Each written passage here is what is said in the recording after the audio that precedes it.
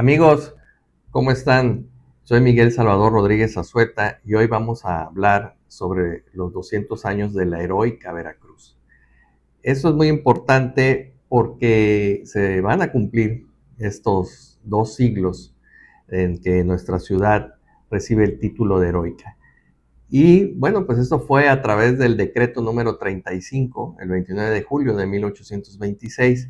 Y les voy a leer los resolutivos que también van a poder ver en pantalla. Primero es el manifiesto de aprecio al general Miguel Barragán y a la guarnición que rindió Ulúa. El segundo, que se iba a realizar una espada con la imagen de San Juan de Ulúa en el puño y en la hoja una inscripción que diría: el Estado libre y soberano de Veracruz al vencedor de Ulúa.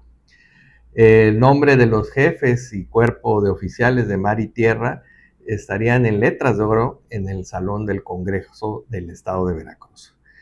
También harían una medalla alusiva y un premio de 100 pesos al mejor diseño.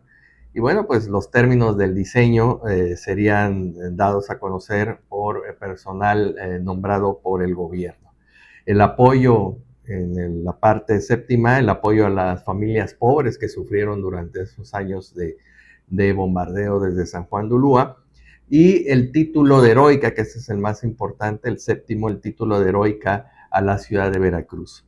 Este título sería entregado por el gobierno en forma de un diploma y sería entregado solemnemente a la municipalidad por parte de los encargados del gobierno de aquel entonces. Pero, amigos, nos hemos adelantado porque es importante que reflexionemos y que tengamos los antecedentes de por qué llegamos a este decreto número 35 de 29 de julio de 1826. ¿Por qué llegamos? Pues yo lo he nombrado un proceso de 16 años que en un momento determinado como antecedente tenemos la invasión napoleónica a España de 1808 a 1813. Debemos ubicarnos en el espacio y tiempo, amigos, porque es un momento en el cual Napoleón usurpa el proceso de gobierno, de transición entre lo que va a ser Carlos IV y Fernando VII, padre e hijo, están conflictuados. Y bueno, Napoleón interviene como un árbitro, pero al final pues se queda con la abdicación de los dos monarcas, tanto padre como hijo, y designa a su hermano José Napoleón como rey de España. Entonces, se ha olvidado mucho en la escuela, en los libros de historia, tener muy presente que en este momento de alto caos, de un caos tremendo en la península, en España, pues por supuesto que las colonias resienten este conflicto que se vive ahí, esta confusión y la imposición también de una nueva constitución liberal, ¿sí? Por parte de Napoleón, de José Bonaparte.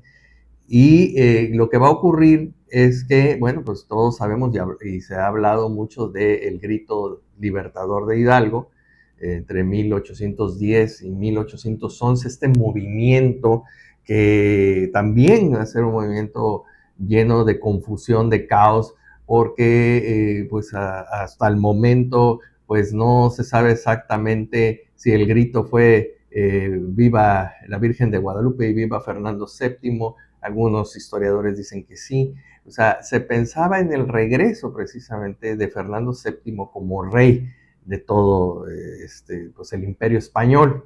Eso hay que tenerlo muy presente porque en 1812 se expide la Constitución de Cádiz. Pero cuando hablamos de la Constitución de Cádiz también tenemos que tener muy presente que se encontraba el imperio o el gobierno español de José Bonaparte. Entonces existía un conflicto entre quienes respetaban, y esto a veces existe una confusión, en quienes estaban sometidos al reino de José Bonaparte y quienes estaban a favor del regreso de Fernando VII. Entonces, ahí hay que centrarnos también en este proceso, en donde hay una confusión y donde se piensa que nada más existía un solo reino, y no era así. O sea, estaba José Bonaparte usurpando y estaban las personas a favor de Fernando VII. Y bueno, pues aquí en lo que era la Nueva España, debemos también ubicar, no existía México, era la Nueva España, y dentro de la Nueva España, en un momento determinado, existió el Reino de México, y el Reino de Nueva Galicia y otras intendencias que después se fueron transformando por las reformas borbónicas, ¿no? Cuando entra los Borbones al Reino de España. Pero ese es otro tema. Vamos a aclarar lo que está pasando en ese momento, cuando también Napoleón pues fracasa en Rusia, y en 1814 pues, se da el regreso de Fernando VII al trono. Todo el mundo pensaba bueno, que se iba a respetar la Constitución de Cádiz. Resulta que no, que lo primero que hace Fernando VII es negarse a jurar esta Constitución y regresar a este sistema absoluto, es decir, es lo que el rey decide, ¿no? El rey no tiene ninguna imposición, ninguna restricción de una constitución. Entonces, ¿qué pasaba en la Nueva España? Bueno, pues los insurgentes, ante esta ya estabilidad, vamos a llamarle así, del regreso de Fernando VII, pues algunos ya habían sido asesinados, como en el caso de Hidalgo, como en el caso de Morelos, y bueno, algunos otros como Vicente Guerrero y Guadalupe Victoria, que aquí es donde voy a detenerme, don Miguel Fernández, Adauco Fernández y Félix, que sería don Guadalupe Victoria, es un nombre de batalla, un nombre artístico, por decirlo, que él se adjudicó, y él se va a encontrar en la zona de Veracruz, de la provincia de Veracruz, manteniendo la llama independentista. O sea, él sí estaba consciente de que había que separarse de España. Entonces, en ese tenor ya estamos por llegar a los años 20 del siglo XIX, y esto quiero también puntualizar, donde Fernando VII recibe un golpe de Estado por parte de los militares liberales que venían a sofocar estas revueltas en América, no solamente en la Nueva España. Y estas tropas se voltean, por decirlo así, se le voltean al rey Fernando VII, y entre 1820 y 1823 se forma un régimen liberal en donde se regresa a la Constitución de Cádiz, y donde pues es un proceso muy complicado en esta forma de gobierno que Fernando VII acepta a regañadientes, pero que no le queda de otra. Entonces, en este proceso es donde muchos historiadores analizan el cambio que hay de conciencia en los antiguos realistas, como es el caso de don Agustín de Iturbide. Aquí es muy interesante de tomar en consideración de que no nos vamos a detener a dar todos los nombres de los implicados en esta nueva etapa de la forma en que van a pensar cómo independizarse, entre comillas, porque también hay que analizar que en el plan de Iguala se habla de entregar el reino, el reino al rey Fernando VII en primer lugar, pero mantener esta independencia con España. Algunos aseguran que era precisamente para favorecer a Fernando VII, que se encontraba de alguna manera limitado por esta constitución que había jurado a regañadientes, que era nuevamente la Constitución Liberal de Cádiz, Y es ahí donde entramos ya a 1821, en donde el 24 de febrero pues se crea el plan de Iguala. Iturbide busca la reconciliación con los antiguos jefes insurgentes, y en este tenor pues va a poder pactar con Vicente Guerrero. Debemos ubicarnos, insisto, en los antecedentes, en el espacio, en el tiempo, en la situación política, y era que en España el rey estaba limitado por esta constitución, y bueno, pues aquí se proponía sí la independencia de España, pero una monarquía. Y en esa monarquía estaba llamado en primer lugar Fernando VII, y si no aceptaba a su hermano Carlos, que si el hubiera no existe, pero si Fernando hubiera aceptado que su hermano Carlos llegara a la Nueva España, no hubiera existido el conflicto carlista en Europa, sobre todo en España. Y bueno, pues este año es crucial, 1821, en marzo se toma Orizaba, los insurgentes toman Orizaba. Veracruz ya para abril, de toda la provincia, la mayoría se adhiere a este plan de Iguala.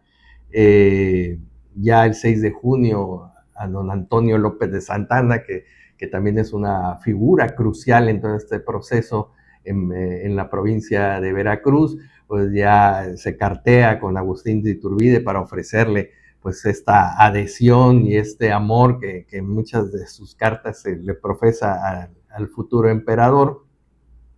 Y me llama mucho la atención en una batalla que se da entre insurgentes y realistas en la Nueva Veracruz. Ojo, la ciudad de Veracruz se llamaba Nueva Veracruz.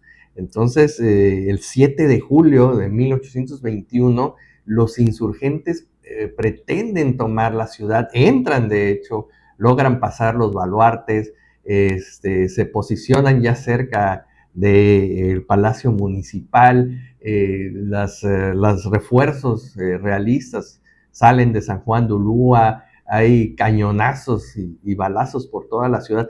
Me llama mucho la atención que no se haga un evento conmemorativo de este hecho, que podría ser muy importante como atractivo, ¿no? Y que se hace en otros lugares donde se dan este tipo de situaciones.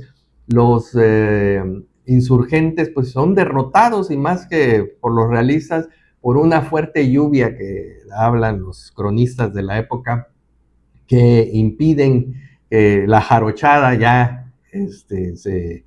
se especifica, y este concepto ya se manifiesta desde 1821 para hablar de la gente del campo que llegó precisamente a Veracruz con parte de este ejército insurgente, pues que no era disciplinado, que pues llevaba el ánimo, pero no tenían esa disciplina que sí tenían los soldados de línea que pertenecían al rey. Pues son rechazados de la ciudad de Veracruz, pero bueno, el 7 de julio hay una gran batalla en todo lo que es el centro histórico de Veracruz. Y en ese tenor, el 30 de julio llega ya no un virrey nombrado por el gobierno liberal, sino ya llega un comandante general, así nombrado, capitán general, que sería don Juan O'Donoghue.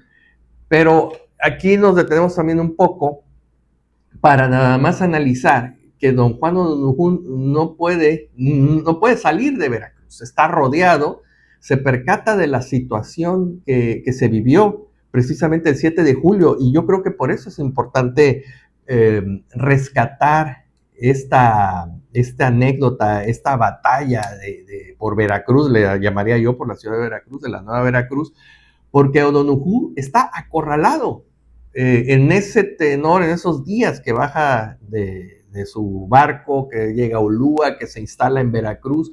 Se le mueren 2 asistentes de las enfermedades tropicales, y bueno, pues no le queda otra más que establecer contacto en ese momento con el hermano de Antonio López de Santana, José López de Santana, quien a su vez pues, va a pedir instrucciones a su hermano, y él, desde la zona de Orizaba y de Córdoba, va a enviar a una misiva a don Agustín de Iturbide, y bueno, pocos conocen que es gracias a todo este evento, a esta batalla del 7 de julio, que se decide esta entrevista entre don Juan O'Donoghue, el nuevo comandante, el nuevo gobernador, por decirlo así, de la Nueva España, ya no era virrey, el título, con don Agustín de Iturbide, y llegar el 24 de agosto a la firma de los tratados de Córdoba, que no varía mucho de los tratados de Iguala. O sea, al final sigue la idea de esta separación entre la metrópoli y la Nueva España, ahora Imperio Mexicano, y la llamada a reinar de Fernando VII. Bueno, pues esta situación ya hace que muchos se adhieran a los tratados de Córdoba.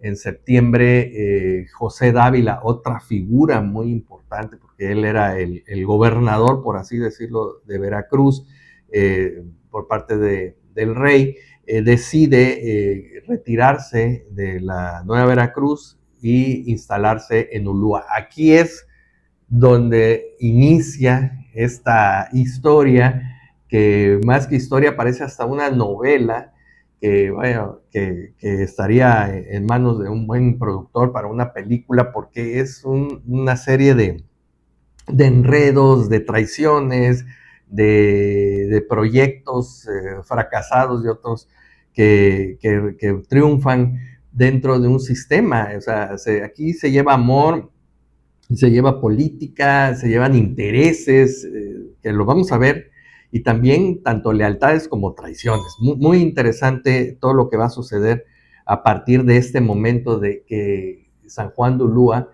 queda a manos de los españoles. Luego entonces ya tenemos ubicado a José Dávila, el comandante José Dávila en San Juan de Ulúa.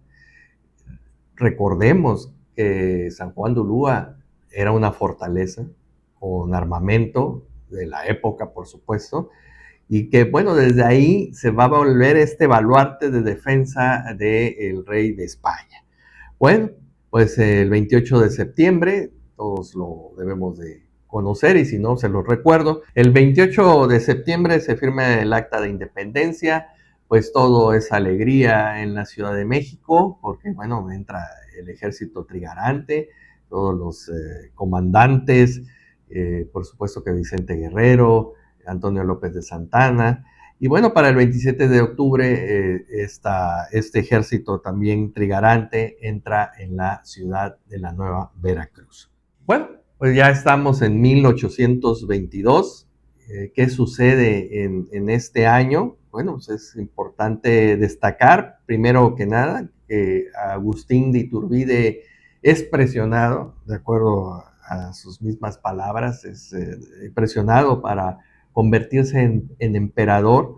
Aquí sí quiero ser muy claro que, dada la negativa del rey Fernando VII a aceptar estos tratados de Córdoba y la búsqueda de quién podría encargarse del gobierno, pues del reinado en el Imperio Nuevo, Imperio Mexicano, ya pasa de Nueva España a Imperio Mexicano, pues Agustín de Iturbide pues decide por situaciones políticas o tal vez aspiraciones personales, pues convertirse en emperador. Pero ojo, aquí también en este año, es un año, vamos a decirle, horribilis, annus horribilis, dijese la reina Isabel II, pues llega Robert Poinsett, que es el enviado de los Estados Unidos, aunque él dice que no. Llega Robert Poinsett a México, también el veracruzano que trae comisión plenipotenciaria por parte de Simón Bolívar, Miguel Santamaría, pero ellos son republicanos. Entonces, Agustín de Iturbide, este tipo de personas, pues no le gustan. Va a haber ahí una serie de conflictos, pero lo importante es cómo desalojar San Juan de Ulúa. Ya lo había comentado hace unos momentos, la vía del asedio no era tan viable, no se contaba con el armamento para hacer rendir a Ulúa, porque pues, insisto, era una fortaleza en el mar, no se contaba con buques de guerra para poder hacer un bloqueo. Entonces, lo que se piensa, y insisto, aquí parece de telenovela, es en hacer un soborno a la guarnición de San Juan de Ulúa para pues, dar la oportunidad que se rindan a través de la cantidad de 550 onzas de oro, pero pues el plan fracasa porque tal vez, digo, así como está planteado en las crónicas y en los registros, se le encarga a Pedro Pablo Vélez que haga este ofrecimiento a la tropa, y pues él, en vez de hacerlo personalmente, lo deja en manos de un pescador, Juan Martínez, quien entrega esa cantidad al comandante José Dávila, y le explica lo que está sucediendo. Insisto, se vuelve esto una comedia de enredos porque José Dávila manda un escrito a la municipalidad de la Nueva Veracruz, pues protestando por este soborno, regresando el dinero, algo que, insisto, es muy interesante porque todo, pues esa documentación se encuentra muy bien clasificada en la obra de Juan Ortiz Escamilla sobre el proceso de independencia en Veracruz. Bueno, pues insisto, en este duelo de misivas entre San Juan de Ulúa y la municipalidad, que se dice pues sorprendida porque ellos no tenían nada que ver, es más, no tenían ni ese dinero, que el dinero se ocupe, ese oro, para apoyar al hospital, a los hospitales públicos de la Nueva Veracruz. Bueno, pues el proceso continúa para el 7 de septiembre, se nombran a los negociadores para acudir al Imperio Mexicano, se nombra a Juan Ramón Océs y a Santiago Irazirri y Blas Océs para que pasen al Imperio Mexicano para negociar la situación, ya sea que sea la independencia o no. Esto es muy importante de destacarlo porque tampoco no hay mucha información en los libros de historia. Entonces, ante esta situación llega también un comandante nuevo a San Juan de Ulúa, Francisco Lemor, quien de inmediato toma iniciativas y, por ejemplo, quiere tomar por asalto la ciudad para destruir los dos baluartes principales, que es el de la Concepción y el de Santiago, y de esa manera mantener la seguridad de San Juan de Ulúa. Pero pues esto estamos hablando del mes de octubre, resulta que para el mes de diciembre, y ante una serie de irregularidades que están sucediendo entre un comandante del aprecio de Iturbide, que es Echevarri, y don Antonio López de Santana, que es el conocido, que es la persona de aquí de Tierra Caliente, la persona popular, pues en ese conflicto, insisto, muy dado de una novela de egos, pues llama el emperador a cuentas a don Antonio López de Santana, sobre todo por el intento de toma por asalto de San Juan de Ulúa, donde se dice que a Santana quiso poner, como se dice coloquialmente, poner a Echevarri en manos de las tropas españolas. Entonces ocurre que Iturbide acude a Jalapa personalmente, llama cuentas a Santana y le pide su traslado a la Ciudad de México. De una manera, insisto, de este tipo picaresco, de novela picaresca, Santana hasta acepta un recurso para su traslado que le da el emperador, pero en vez de hacer su traslado, sus trámites de traslado, lo primero que se le ocurre es llegar a Veracruz muy molesto, de acuerdo a sus mismas crónicas, a sus mismas memorias, y declara la República en Veracruz el 2 de diciembre. Entre 2 y 6 de diciembre, Antonio López de Santana va a mover todo el sistema político desde la Nueva Veracruz. Esto lo debemos de recordar como el grito republicano. Estamos en 1823. Debemos recordar que diciembre no fue el mejor mes para don Antonio López de Santana y menos para don Agustín de Iturbide. La ciudad de la Nueva Veracruz se va despoblando ante la situación de que pues hay dos, vamos a decirlo, hay dos gobiernos, el gobierno rebelde, ya no ni republicano, porque Antonio López Santana recibe asesoría de Miguel de Santa María, le explican que no puede declarar la república porque él le gusta, porque aparte no sabe exactamente lo que es una república y todo lo que conlleva esta forma de gobierno. Entonces, en ese proceso de diciembre-enero, se bloquea la ciudad de Veracruz por parte de los imperialistas, tiene en las espaldas a los españoles, y entonces a Antonio López de Santana, pues lo que más fácil se le da es negociar con Lemort, el comandante de San Juan de Ulúa, para un cese de hostilidades.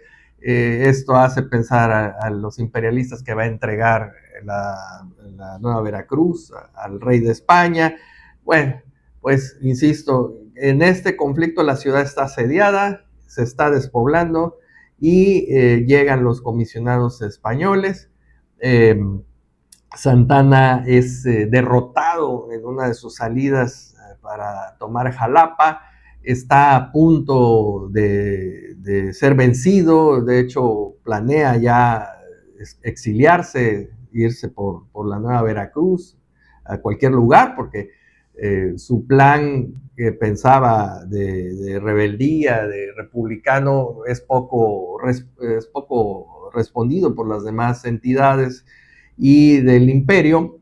Y bueno, para su buena suerte, vamos a llamarlo así, reaparece don Miguel Adauco Fernández y Félix, Guadalupe Victoria, y bueno, pues él es una persona popular, más popular aún que Antonio López de Santana, y Guadalupe Victoria le da el respaldo, le da ese respaldo que él necesita, tal vez no con dinero ni con tropas, pero le da el respaldo político que necesitaba en ese momento Antonio López de Santana, lo que en un momento determinado produce toda una serie de efecto dominó con los demás líderes que se adhieren a este pacto republicano, vamos a llamarle Bravo, vamos a llamarle Vicente Guerrero, y de esta manera presionado, los líderes militares también, incluso el que amaba al emperador Echavarri, pues firman el plan de Casamata el 1 de febrero aquí en Veracruz, y con esto, bueno, pues va a ocasionar lo que no se esperaban que Iturbide respetara el Congreso, lo restituyera, pero el Congreso, al ser restituido, lo primero que hace es desconocer a Iturbide. Entonces, el 19 de marzo de 1823, abdica Iturbide. Para el 10 de mayo sale por la antigua. ¿Por qué sale por la antigua Veracruz? Bueno, porque no puede salir por San Juan de Ulúa. Debemos recordar que San Juan de Ulúa está en manos de los españoles. Lo primero que hubieran hecho las tropas españolas es detener a don Agustín de Iturbide. Y bueno, pues el 14 de mayo ya se inician las negociaciones con los enviados españoles. Y aquí yo quiero detenerme un poco. 1823, para mayo se inician las negociaciones con los españoles. Ojo, va a ser Guadalupe Victoria quien va a tener esa responsabilidad de empezar a tratar con estos enviados que ya habíamos mencionado, cuáles serían las condiciones para detener este conflicto entre la metrópoli y ahora el imperio mexicano. Pero desafortunadamente vamos a encontrar que, bueno, Santana nuevamente se mete, en 18 de mayo hace una revuelta en San Luis Potosí. ¿Qué hacía Santana en San Luis Potosí? Esa es materia de otro programa. Les puedo decir que se encontraba en San Luis Potosí enviado por el gobierno provisional para, en su caso, detener la salida de Agustín de Iturbide si salía por el norte. El caso es que ante la situación de que Santana ve que se están moviendo las fichas políticas, él decide hacer ruido para ver qué le va a tocar, tratando nuevamente de impulsar el sistema federal. Bueno, pues ya insisto, en mayo, el 28 de mayo, Guadalupe Victoria se reúne con los enviados españoles en Jalapa para llegar a un acuerdo, pero, a ver, a lo mejor soy muy de la teoría de las conspiraciones. El 23 de julio llega el doctor Patrick McKay. El doctor Patrick McKay es un agente secreto que envía el gobierno inglés para analizar también la situación que se está viviendo en el naciente, ahora antes imperio, ahora la República de México, que va a ser los Estados Unidos mexicanos en 1824. Entonces, estaríamos pasando por este proceso en donde llegan los enviados españoles, pero también llega este comisionado inglés que llega de forma también con una agenda secreta. Y a ver, ¿por qué es que desde agosto inicia un conflicto? Para que nos demos una idea, entre la que es la Nueva Veracruz, el castillo de San Juan de Ulúa, que vivían, vamos a llamarlo más o menos en paz y en tranquilidad, pero empieza un conflicto porque se quiere tomar posesión San Juan de Ulúa también de la isla de Sacrificio. Y entonces el gobierno provisional empieza en cuestionamientos, hay un desalojo de la isla de Sacrificios,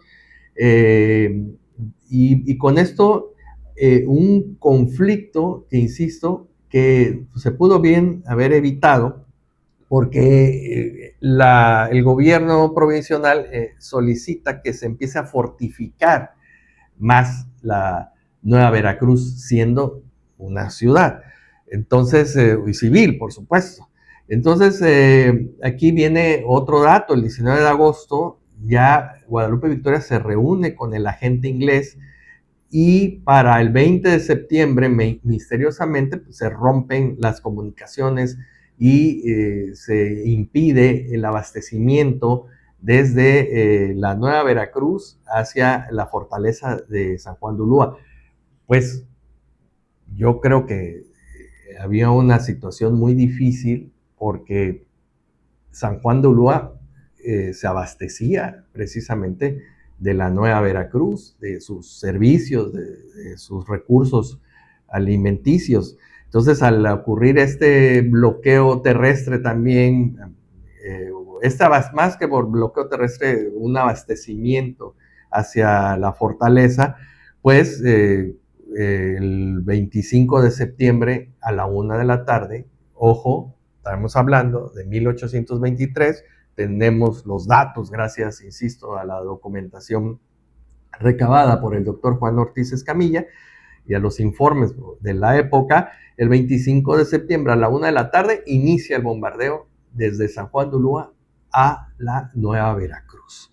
Y bueno, pues con este bombardeo, por supuesto que el gobierno, el Supremo Gobierno, en ese momento, que todavía estamos en el proceso para la elección de este sistema federal, decreta el bloqueo total de San Juan de Ulúa.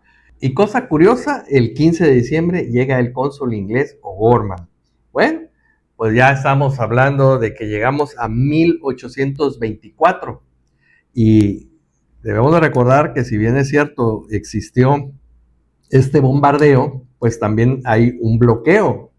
Y bueno, amigos, pues tal vez San Juan de Ulúa se caracterizaba por su situación de poder militar, pero lo único que podían abastecerse la tropa que se encontraba acantonada, pues tal vez era de agua, que en las grandes tinajas era almacenada.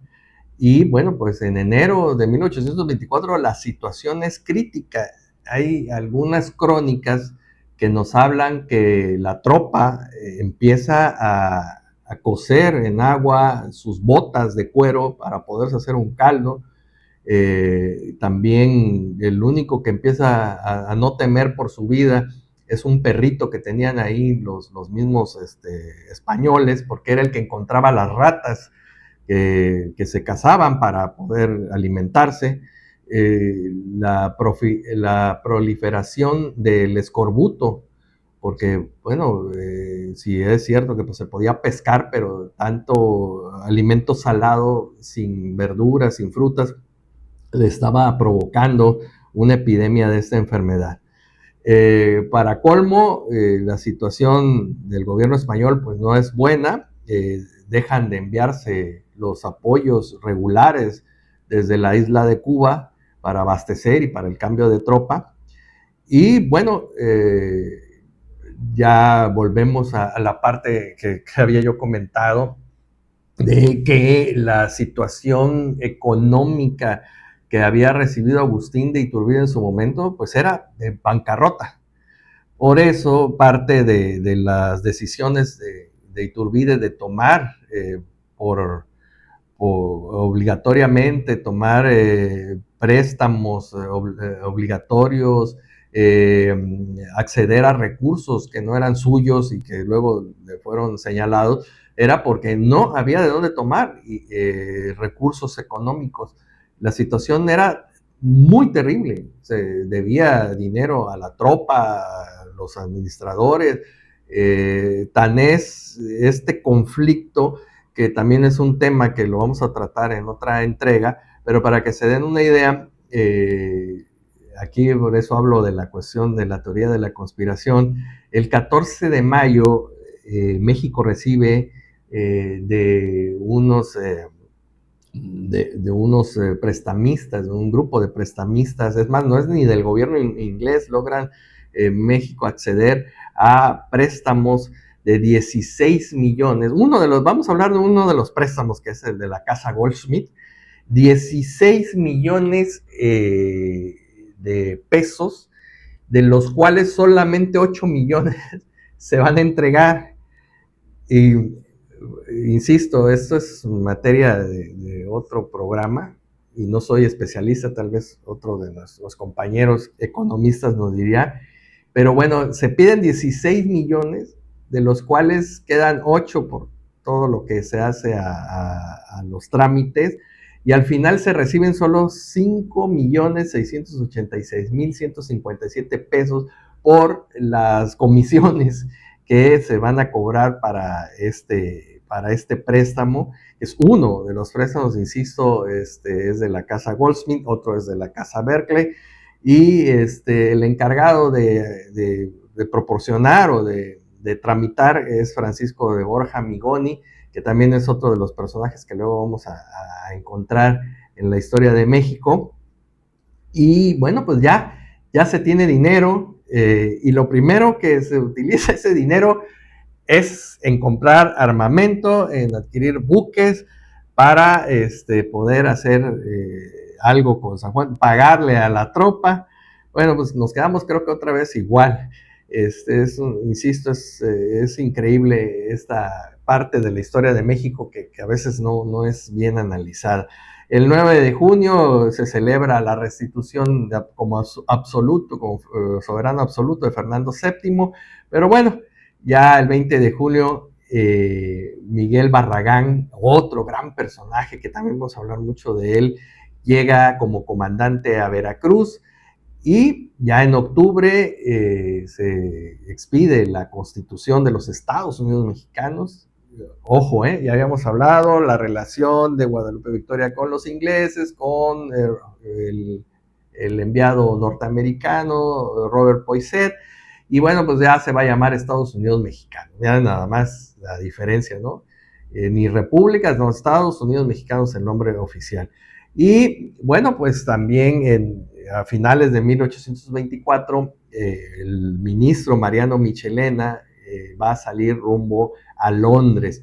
Vuelvo al punto de mis teorías, esa es mi teoría de la conspiración, porque una cosa es que vengan comisionados ingleses, otra que una banca privada haya hecho estos préstamos, pero se necesitaba el reconocimiento del gobierno inglés, y bueno, ya para 1824 Mariano Michelena sale rumbo a Londres a negociar esto.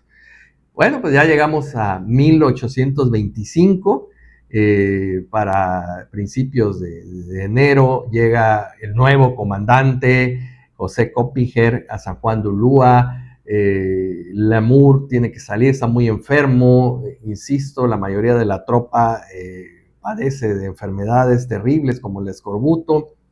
Ya en abril se firma el Tratado de Amistad con el Reino Unido de la Gran Bretaña, lo que les comentaba yo, regresa Mariano Michelena de Londres, y en este tenor, y con estos préstamos, y con este tratado para que Inglaterra fuera una de las naciones más favorecidas, pues se presiona más a la naciente al naciente gobierno de los Estados Unidos mexicanos para que se presione a San Juan de Ulúa. Y es aquí el momento cumbre, el momento en que lo vemos en algunas litografías, en donde la Armada de México pues se cubre de gloria, que pues realmente pues es un momento de decisión en la que un convoy que viene de Cuba con los abastecimientos y para llevarse a los enfermos el 5 de octubre, pues decide ante pues este bloqueo, que no podemos decir que sean unos barcos de guerra muy intimidantes, pero bueno, tal vez el mal tiempo, tal vez sí la decisión, tal vez la formación. Pedro Sainz de Baranda se encuentra al mando de esta flota de bloqueo que, insisto, cuando analizamos que son bombos, piraguas, chalupas, dos bergantines, algo que tal vez no, en sí no hubiera hecho tal frente a esta avanzada del convoy que llegaba desde Cuba, pues estos convoys, estos pertrechos, todo este convoy, lo repito, decide regresarse, ¿no? Llega a San Juan de Ulúa, se regresa y los defensores de San Juan de Ulúa pues ya no tienen, insisto, manera de sobrevivir. Coppinger llega al límite, y el 14 de noviembre inician las negociaciones, se pide el Parlamento para hablar con las autoridades, con militares, con don Miguel Barragán, que para ese momento pues, ya es el gobernador y el comandante de la provincia de Veracruz. Y bueno, pues se llega ya a este momento de desesperación. Quiero que ustedes ubiquen, insisto, si ya se habían acabado las ratas, si ya de toda la población que existía, o sea, no nada más eran soldados, había panaderos, había algunas familias, había contadores de la Real Hacienda, o sea, eran familias enteras y parte de la tropa que se encontraba en un estado, pues, de desesperación. Entonces se inicia este parlamento, estas pláticas de avenimiento, y para el 18 de noviembre se capitula, se llega a este acuerdo. 148, nada más, imagínense, 148 personas pasan al hospital y 124 están listas para embarcar, pero aquí es muy importante destacar que en este parlamento hay ciertas condiciones. O sea, Coppinger, con todo este honor militar, pide que si bien se van a capitular, esto es la rendición, es condicionada, van a salir con sus armas, van a los oficiales, se va a curar a los heridos, y sobre todo algo muy de ese momento de la época de los caballeros, de los militares, se va a esperar a que desaloje la tropa para quitar la bandera española y arriar la bandera mexicana, ahora sí, México, ¿no? Los Estados Unidos mexicanos. Entonces, toda esta crónica la podemos encontrar, insisto, con Juan Ortiz Escamilla. Viene en esta obra en las memorias del comandante Barbabosa, que es muy imperioso que hablemos un poquito de Mariano Barbabosa, porque si bien es cierto no hay más datos en la historia, es una persona muy importante porque formó parte de las negociaciones, incluso junto con Ciriaco Vázquez, este comandante también veracruzano, fueron rehenes. O sea, ¿esto qué quiere decir? Que se ofrecían personas para pasar al bando contrario para comprobar que realmente se estaba haciendo un tratado de buena fe. En caso de que no fuera así, pues quedabas a merced de tu enemigo. Pero Mariano Barbabosa acudió como rehén, se ofreció como rehén, y entonces él estuvo cerca y vio todo y lo registró muy bien. Insisto, las personas que quieran acceder a mayor información, la obra se llama La Guerra de Independencia de México, de 1821 a 25.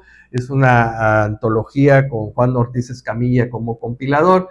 Y bueno, también tuvimos acceso al primer tratado anglo-comercial, escrito por Carlos Bosch García del Colegio de México, y otras fuentes para las cuales acudimos.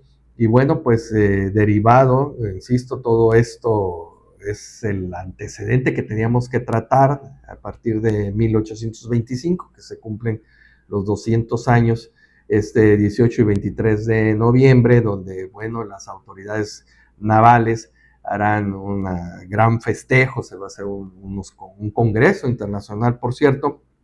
Estén muy pendientes de los registros. Y pues el tema que a mí me atañe y por el cual pues, hicimos esta charla, conferencia que iba a ser presencial, la cambiamos a, a virtual por motivos de algunos compromisos, pero que invitamos a todos nuestros amigos y autoridades, a la población, a que reflexionemos con estos datos para llegar juntos al próximo año, que sería el 2026, a los 200 años de este decreto en el cual se le otorga a Veracruz el título de heroica. Entonces como habíamos visto anteriormente, es el decreto 35. Este 29 de julio se cumplen 199 años de la expedición de este decreto, donde se le otorga a la ciudad de Veracruz el título de heroica. Con todos los antecedentes que vimos, vamos a continuar en su momento hablando acerca de todos los personajes, de la situación política y económica que se vivía, porque creo que es importante que lo dilucidemos, que hablemos acerca de estos temas para poder entender con mejores datos cómo llegamos a esta heroica Veracruz. Y ojo, cambia su nombre de Nueva Veracruz a la heroica Veracruz. Entonces, felicidades a la heroica ciudad por estos 199 años y próximo 2026 sus 200 años. Yo soy Miguel Salvador Rodríguez Azueta, de la Fundación de la Crónica de la Ciudad de Veracruz, y me da mucho gusto que hayan presenciado esta charla, y los esperamos para la próxima.